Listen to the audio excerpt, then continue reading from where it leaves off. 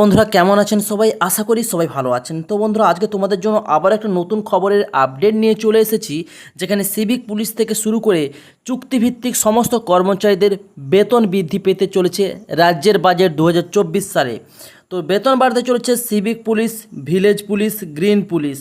তো 1000 টাকা করে এদের এক ধাক্কায় বেতন বৃদ্ধি হতে চলেছে। তার পাশাপাশি যে সমস্ত কন্ট্রাকচুয়াল গ্রুপ সি এবং গ্রুপ ডি ক্যাটাগরি রয়েছে এবং আইটি পার্সোনাল কর্মচারী রয়েছে, তাদেরও কিন্তু বেতন বাড়তে চলেছে।